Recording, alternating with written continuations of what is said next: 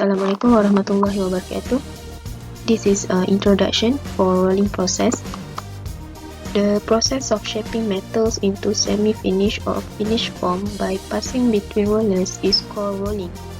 Rolling is the most widely used metal forming process.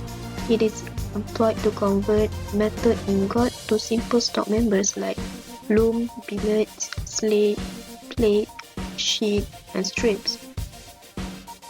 In rolling, the metal is plastically deformed by passing it between rollers that rotating in opposite direction. The main objective of rolling is to decrease the thickness of the metal, so that will increase the length of the metal. Overview of hot rolling process. When we use hot rolling process, the metal will be heated above the recrystallization temperature. After properly heated, then the metal pass between rollers to gain desirable shape. The metal is changing its grain structure because of the heat. When we use hot rolling, it will reduce the quality of the surface finish. Product characterization of hot rolling. The edges and the corners of the products become rounded slightly, and the product becomes slightly trapezoidal in shape. Review process of cold rolling process. Cold rolling process is done below the recrystallization temperature. Force is much required in cold rolling process compared to hot rolling process. When we use cold rolling process, it offers good surface finish. The characterization products of cold rolling process is glossy, light and oily, and smooth surface. The surface is more finish and better with closer tolerance, and edges all the corners of the parts are well defined. For the derivation part, we want to know the geometrical aspect occur on the metal sample. First, we must identify the thickness and the velocity. All the initial velocity and initial thickness occurred before the x plane, and the final velocity and final thickness occur after the y plane. So the equation 1 is B naught H naught V naught equal to BF HF VF. We notice that no changes in elongation, so no changes in B, which is B naught equal to BF, so H naught V naught equal to HF VF. We can separate them as B naught over VF equal to HF over H naught as equation 2. If H naught bigger than HF, then V naught will be less than VF. Despite of that, if HF bigger than H naught, the VF will be less than V naught. So the next thing is we want to know the forces that react on the metal sample. There is two forces. First is the frictional force, and the second is the radial force. Radial force is starting from the center to the sample, and the frictional force is towards the metal sample. Then we must include that F cos alpha is bigger than equal PR sin alpha. So F over PR bigger than equal sin alpha over cos alpha, which is equal to tangent alpha. As we know that F equal to mu PR, then we can conclude that mu equal to tangent alpha as F over PR equal to tangent alpha. If tangent alpha bigger than mu, the metal cannot be drawn. And if the mu equal to 0, the rolling cannot occur on the metal. The next thing is we want to know the maximum reduction in rolling fabrication method. We can understand this by using theorem Pythagoras technique. First, we must draw the theorem Pythagoras on the roll. Then we can determine the theorem length, base length and the horizontal length. We can get R power of 2 equal to L T power of 2 plus R minus A power of 2. Then the final theorem Pythagoras equation is L power of 2p equal to 2RA plus A power of 2.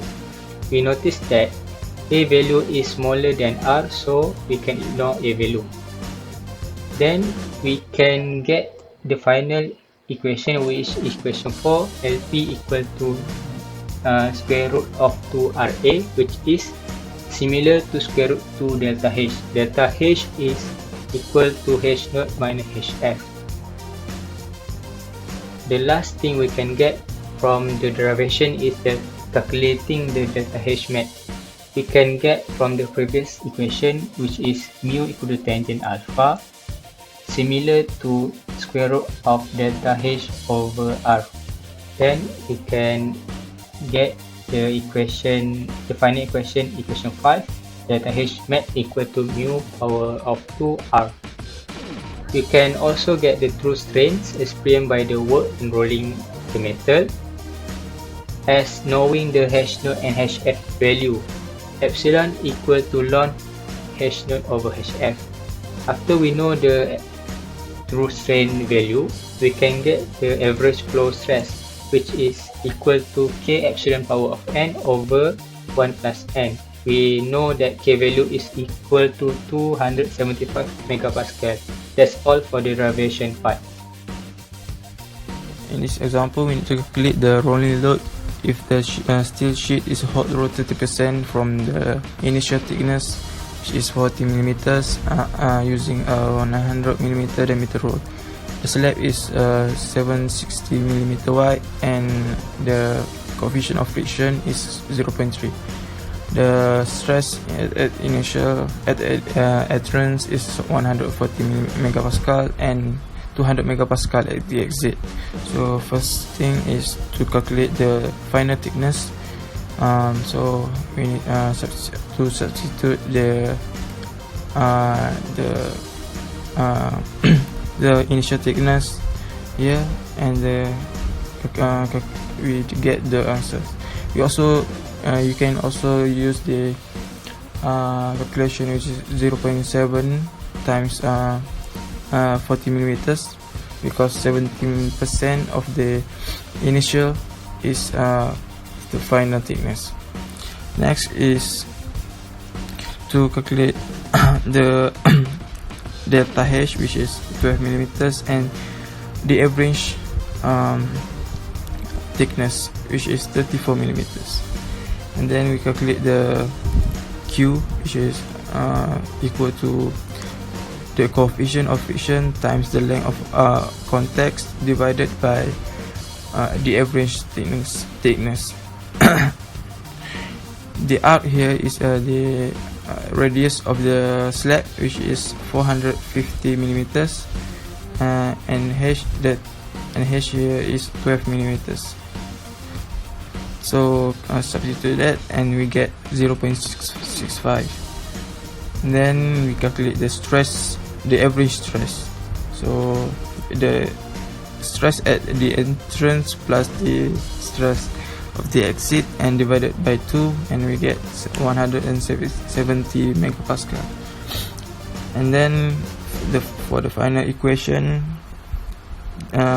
we substitute the stress, of course, 170 megapascal, and Q, which is 0.65, R, which is 0.445, because here is you using the units in meters, and 0.012 for the delta H. And we get the rolling load for this example, which is 13.4 meganewton. For this question, we are required to calculate the power for the rolling operation in kilowatt with a 25.4 mm tip plate and plate width of 304.8 mm is reduced to 22.225 mm. The roller radius is 254 mm and rotation speed is 50 rpm. And the last one is the average flow stress for the plate material is 275.79 megapascal. So the formula for power is P equals to torque times omega, also equal to 2 pi n T, which are capital letter, over 60. T here is torque, which is equal to force times A, which is constant, times L, which is contact length. So A here is assumed cold roller, which is 0.5, while F in the top formula equal to average flow stress times contact length and times width, and L equals to surd RD. Just insert the value given in the question to get the value of F and L, hence torque can be calculated. Thus, also insert the value of torque into the formula power equals to 2 pi n T per 60, but must be times with 2 because there are 2 rollers to obtain the value of power required for the rolling operation, which is 354.95 kilowatt. Okay, we move to third question. 28mm strip is used in a rolling process with 25mm thickness in one pass with flow speed of 80 rpm and diameter 400mm. Calculate the roll strip contact length. So in this question, the initial thickness is 28mm and the final thickness is 25mm. So we need to use the formula L equals to square root RD, and this formula we can get from the derivation that we have been discussed earlier. So R radius 400, which is the diameter of the roll speed, needs to be divided into 2 to get the radius, and then multiple by 3. 3 is draft, and draft is equal to initial thickness minus final thickness, which is 28 minus 25 equals to 3, and then the contact length we can get is 24.49mm. For hot rolling process, the advantage are improved processing performance, able to increase the speed of production, besides the energy consumption and cost able to reduce. The porosity also able to minimize, and grain structure of metal also getting refined. The hot rolling process also suitable for large reduction, wide range of shape able to produce such as billet, step, and tubes. Close tolerance able to determine, and the same tools are using. Meanwhile, for cold rolling, the advantages are it able to produce better surface finish than hot rolling. Strength and hardness able to increase if compared to hot rolling. It also produces better dimensional control and increasing the rate of production. So, better surface finish and strength able to produce or gain by using hot rolling.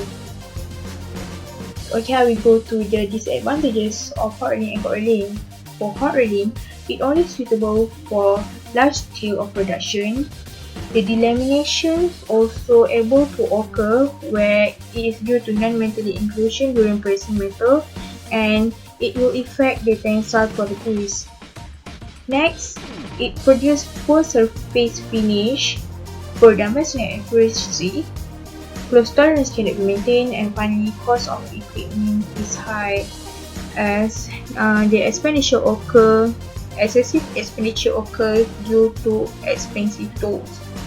Finally, disadvantages of cold rolling, it only can use for ductile metals, besides deformation limited to small reduction, and only limited for few shapes like rectangular and circle shape. Overworking also causes breakdowns. It also requires high cost for equipment, and finally subsequent heat treatment is required. Heat treatment is really important to remove the residual stress. Thus, both of process required high cost for equipment. However, cold rolling able to produce better surface finish and good properties of material. This is application of rolling. The rolling operation used in various industries such as road, seamless, hollow tubes are made by rolling. Rolling is used to produce cross-section of large sections. Rolling is also used to cutting the gears on the gear plank. The traded parts, bolts and screws which have mass production is made by the rolling process. Okay, next, in automotive industries, various parts are manufactured by the rolling process. Then the rolling process is also used to make plates, steel and sheets. Bearing, turbines, ring are also a rolling product. As a conclusion, in terms of manufacturing engineering, every engineer should consider the rolling process as a core metal forming process. This is because this process is mainly used when a cross-sectional area of a material required to be changed by an engineer. That's all. Thank you.